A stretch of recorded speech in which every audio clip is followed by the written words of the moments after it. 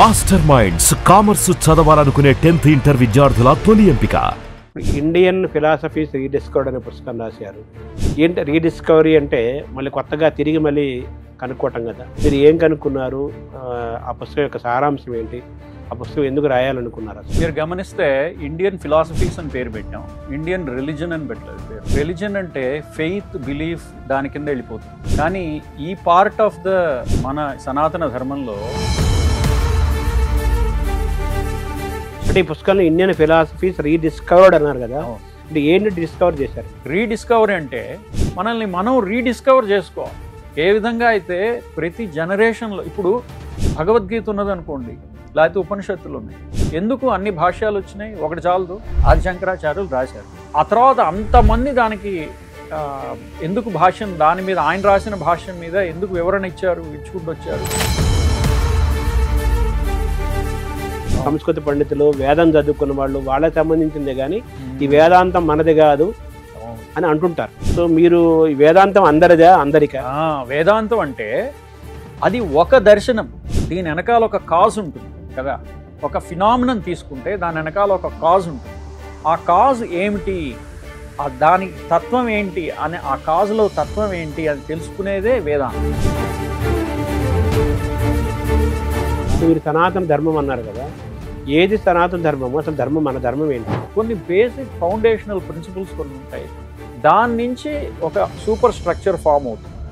ఆ entire super స్ట్రక్చర్నే మన సనాతన ధర్మం. ఆ తర్వాత లా అండ్ ఆర్డర్, ఇట్లాంటి ప్రిన్సిపల్స్ అన్నీ వచ్చి ఒక స్ట్రక్చర్ ఫామ్ అయినప్పుడు అది సనాతన ధర్మము. నమస్కారం. మనతో పాటు డాక్టర్ రాజీవ్ కూరపాటి ఉన్నారు. వారు అమెరికాలో ఉంటారు. వారు డాక్టరు అయినప్పటికీ కూడా డాక్టర్గా 20 ఏళ్ల పైనుంచి అమెరికాలో అద్భుతంగా సేవలు అందిస్తూ భారతదేశ మూలాలను మర్చిపోకుండా భారతీయమైన సంస్కృత భాషను నేర్చుకొని, తర్వాత భారతీయ తత్వశాస్త్రాన్ని తెలుసుకొని, ఇంకో పక్క మేనేజ్మెంట్ కోర్సు కూడా చదివి అనేక పుస్తకాలు రాశారు, చాలా పుస్తకాలు. అందులో రీసెంట్గా ఒక పుస్తకం త్వరలో అది ఆవిష్కరణ కానుంది. దాని పేరు ఇండియన్ ఫిలాసఫీస్ రీడిస్కవర్డ్ అనే పుస్తకము. ఇది చాలా పెద్ద పుస్తకము. ఢిల్లీ రూపా పబ్లికేషన్ వాళ్ళు, చాలా ప్రతిష్టాత్మకమైన పబ్లికేషను, వాళ్ళు ఆ పుస్తకాన్ని ప్రచురించారు. ప్రపంచం మొత్తానికి అతి తక్కువ రోజుల్లోనే ఆ పుస్తకం అందుబాటులోకి రానుంది. ఈ నేపథ్యంలో డాక్టర్ గారిని అడిగి భారతీయమైన ఆలోచన విధానము, తత్వశాస్త్రము ఎంత గొప్పది, అలాగే మన వేదాలు, ఉపనిషత్తులు, దర్శనాలు, వీటి వల్ల ప్రయోజనం ఏంటి, ఆర్టిఫిషియల్ ఇంటెలిజెన్సు, చాట్ జీపీటీ వచ్చిన ఈ కాలంలో భారతీయమైన ప్రాచీన వాంగ్మయం యొక్క ప్రాముఖ్యత, అవసరం ఉందా లేదా, ఉంటే దాన్ని ఎలా మనం సద్వినియోగం చేసుకోవాలి, మనల్ని మనం ఎలా మలుచుకోవాలి, ఆ జ్ఞాన సారాన్ని మనం ఎలా తీసుకోవాలి, అలాగే మన దేశం యొక్క తత్వశాస్త్రానికి మిగతా ప్రపంచంలోని మిగతా దేశాల తత్వశాస్త్రానికి ఉన్న తేడా ఏమిటి, ఈ ప్రయాణాలు, ఈ ఫిలాసాఫికల్ ప్రయాణాన్ని ఆ పుస్తకం ముఖంగా డాక్టర్ గారి ద్వారా తెలుసుకునే ప్రయత్నం చేద్దాం. నమస్కారం డాక్టర్ గారు. నమస్కారం శర్మ గారు. మీతో చర్చించడం, ఈ విషయం మీద సంభాషించడం చాలా సంతోషంగా ఉంది. థ్యాంక్ యూ డాక్టర్ గారు. ఇప్పుడు ఇండియన్ ఫిలాసఫీస్ రీడిస్కవర్డ్ అనే పుస్తకం రాశారు మీరు. ఏంటి రీడిస్కవరీ అంటే మళ్ళీ కొత్తగా తిరిగి మళ్ళీ కనుక్కోవటం కదా. మీరు ఏం కనుక్కున్నారు, ఆ పుస్తకం యొక్క సారాంశం ఏంటి, ఆ పుస్తకం ఎందుకు రాయాలనుకున్నారు? అసలు మీరు గమనిస్తే ఇండియన్ ఫిలాసఫీస్ అని పేరు పెట్టాం, ఇండియన్ రిలీజన్ అని పెట్టలేదు పేరు. అవును. రిలీజన్ అంటే ఫెయిత్, బిలీఫ్ దాని కింద వెళ్ళిపోతుంది చాలా మటుకు.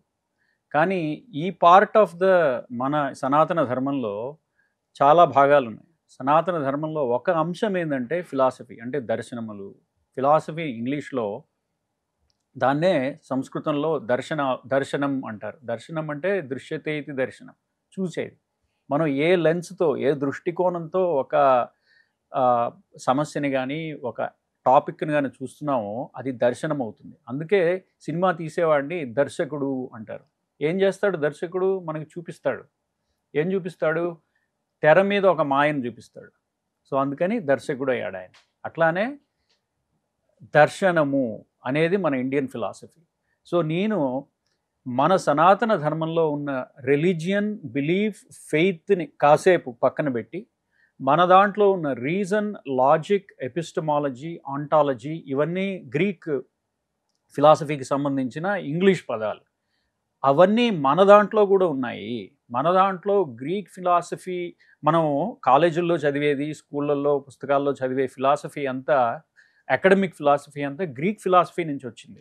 ఇప్పుడు ఈరోజు మనం చదువుతున్నాం. ఇప్పుడు మన భారతీయులు కూడా ప్రపంచం అంతా మీరు ఎవరినన్నా అడగండి ఫిలాసఫీ గురించి, సోక్రటీస్, ప్లేటో, అరిస్టాటిల్, ఆ తర్వాత 15-16 శతాబ్దాలకి మనం జంప్ చేస్తే అక్కడికి వచ్చేది Francis bacon, Rene Descartes, Immanuel Kant, ఇట్లాంటి హేగల్, ఇట్లాంటి పేర్లన్నీ, స్పినోజా, ఇట్లాంటి పేర్లన్నీ మనకు గుర్తుంటాయి. కానీ మన వాళ్ళ అడగండి మనం ఇండియన్ ఫిలాసఫీ గురించి ఏం తెలుసో, కణాదుడు, జైమిని, పతంజలి, పాణిని వ్యాకరణం, ఇట్లాంటివన్నీ ఎవరికి చాలా మందికి తెలియదు. అందులో మన ఫిలాసఫర్స్ మన ఫిలాసఫీ గురించి ఏం చెప్పారు, మనకి రీజన్, లాజిక్, ఎపిస్టమాలజీ, ఆంటాలజీ ఇట్లాంటివి మనకు కూడా ఉన్నాయా అనేది నేను బయటికి తేవాలని ఇండియన్ ఫిలాసఫీస్ రీడిస్కవర్డ్. ఇది యూజువల్గా ఎలా ఉండేదంటే ఇప్పటిదాకా కొన్ని సర్కిల్స్లోనే చదువుకునేవాళ్ళు. అది కూడా ఇప్పుడు వేదాంతమే మెయిన్ ఫిలాసఫీ అయిపోయింది మనకిప్పుడు. ఒకప్పుడు న్యాయ, వైశేషిక, సాంఖ్య, యోగ, పూర్వమీమాంస ఇట్లాంటివన్నీ ఉండేవి మనకి. అవన్నిటికంటే వేదాంతమే మోస్ట్ లివింగ్ ఫిలాసఫీ అయిపోయింది మనకి. ఈ వేదాంతులు మట్టుకే వీటిని చదువుతున్నారు.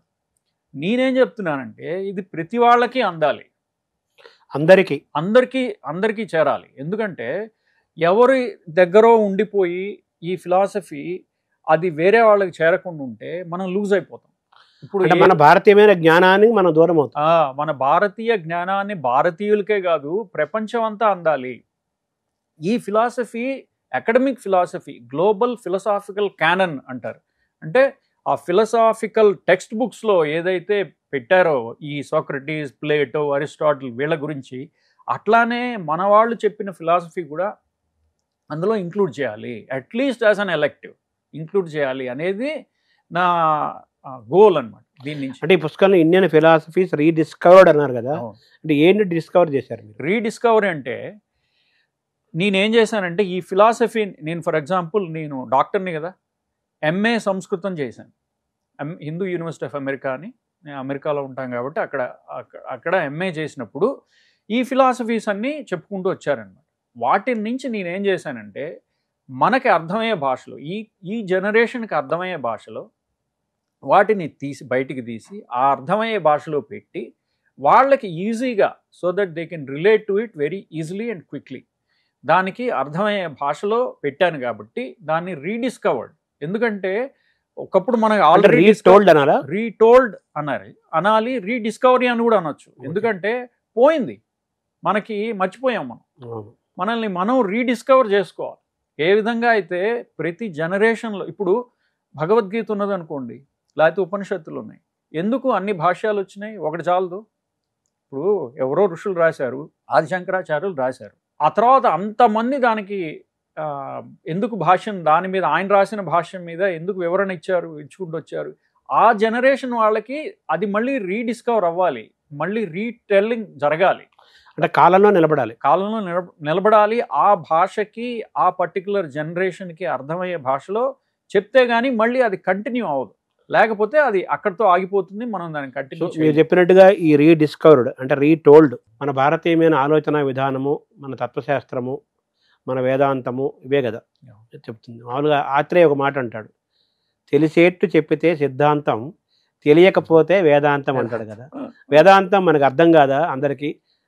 అదే మరి దాన్ని ఎలా చూడాలి? వేదాంతం అని ఏదో కొంత పండితులు, సంస్కృత పండితులు, వేదం చదువుకున్న వాళ్ళు, వాళ్ళకి సంబంధించిందే కానీ ఈ వేదాంతం మనది కాదు అని అంటుంటారు. సో మీరు ఈ వేదాంతం అందరికా? వేదాంతం అంటే అది ఒక దర్శనం. మనం ఏమనుకుంటామంటే ఇండియన్ ఫిలాసఫీస్, అసలు ఫిలాసఫీ ఎందుకు ముఖ్యమో చెప్తాను వేదాంతంలోకి వెళ్లే ముందు. అది అసలు ఎందుకండి సైన్స్ ఇంత అడ్వాన్స్ అయినప్పుడు మీరు ఫిలాసఫీ అని కొట్టుకుంటారు, ఇప్పుడు దానివల్ల ఉపయోగం ఏముంది అని అడుగుతారు. ప్రతి సైన్సెస్కి ఫౌండేషన్ ఫిలాసఫీ. ఇప్పుడు వెస్టర్న్ సైన్స్ తీసుకుంటే దానికి ఫౌండేషన్ వెస్టర్న్ ఫిలాసఫీ. దాని నుంచే వీళ్ళు ప్రిన్సిపల్స్ తీసుకుంటారనమాట, తీసుకొని సైన్స్ని డెవలప్ చేస్తారు. ఫౌండేషన్ ఆఫ్ ఫిలాసఫీ అయితే ప్రాక్టికల్ అప్లికేషన్ సైన్స్ అవుతుంది. సో మన భారతదేశ పరంగా ఎలా చూడాలి దాన్ని? మన భారతదేశంలో వేదాంతం అనేది తత్వదర్శనం కదా. తత్వం అంటే మనలో ఎస్సెన్స్ ఏంటి అనేది. ఫర్ ఎగ్జాంపుల్ ఉపనిషత్తుల్లో ఒక వాక్యం ఉంది. ఇప్పుడు చూడండి, ఇది మన ప్రపంచాన్ని అంతా చూస్తుంటే అది ఒక ఫినామినన్ కదా. ఏదైనా సరే మీరు ఒక ఒక ఒక వాటర్ బాటిల్ తీసుకుంటే ఇది ఒక ప్రోడక్ట్, దీని వెనకాల ఒక కాజ్ ఉంటుంది కదా. ఒక ఫినామినన్ తీసుకుంటే దాని వెనకాల ఒక కాజ్ ఉంటుంది. ఆ కాజ్ ఏమిటి, దానికి తత్వం ఏంటి అనే, ఆ కాజులో తత్వం ఏంటి అని తెలుసుకునేదే వేదాంతం. అంటే హేతువు దానికి తర్కము. అలా తెలుసుకుని, అందుకే ఆ వేదాంతం మీకు అర్థం అవ్వాలంటే శాస్త్రీయ పద్ధతిలో చదివే వాళ్ళకి ఈ న్యాయ వైశేషిక అంటే ఆ రెండు కలిపి, ఆ రెండు దర్శనాలను కలిపి తర్కం అంటారు. వ్యాకరణం అని ఉంటుంది అంటే గ్రామరు, ఆ తర్వాత మీమాంస. ఇవి తెలిస్తే తప్ప ఇది అర్థం అవ్వదు అని చెప్పి ఆ శాస్త్రీయ పద్ధతిలో తెలుసుకునే వాళ్ళకి అదొక ప్రాసెస్ అనమాట. సో ఈ దర్శనాలు ముందు తెలుసుకొని తర్వాత వేదాంతంలోకి ఎంటర్ అవ్వాయా నువ్వు, అప్పుడుగా నీకు అర్థం అవ్వదు. ఎందుకంటే ఆ భాష అదంతా తెలియాలి, వ్యాకరణం రావాలి, తర్కం తెలియాలి. తర్కం తెలియాలంటే నీకు న్యాయ వైశేషిక, న్యాయము నయతీతి న్యాయ అంటే మనల్ని ముందుకు తీసుకెళ్లేది. అందుకే నేత్రం అన్నారు. నయతి నేత్రం మనల్ని ముందుకు తీసుకెళ్తుంది, అందుకే నేత్రము అన్నారు దానికి పేరు. అట్లానే వైశేషికము, వైశేషికం అంటే విశేషస్య భావ, అంటే ప్రతి దాన్ని విశేషంగా. అటామిజం అంటారు, ఒక యాటమ్ అణువు అని అంటాం కదా, పరమాణువు అంటాం కదా. సో దాని గురించి మన వాళ్ళు 2500 ఏళ్ల క్రితం మాట్లాడారు. ఏది మైక్రోస్కోప్ ఏమీ లేనప్పుడు. నేనేదో అప్పుడు వాళ్ళు గొప్పవాళ్ళు కాబట్టి మనం ఇప్పుడు గొప్ప, మా తాత నేతులు దాయితే మేము అనే సామెత ఉంది కదా ఒకటి, అలాగా నేను చెప్పట్లేదు. మనం దాన్ని రీడిస్కవర్ చేయాలి. వాళ్ళు ఏం చెప్పారు దాన్ని మనం అడ్వాన్స్ చేయాలి, దాన్ని ముందుకు తీసుకెళ్ళాలి.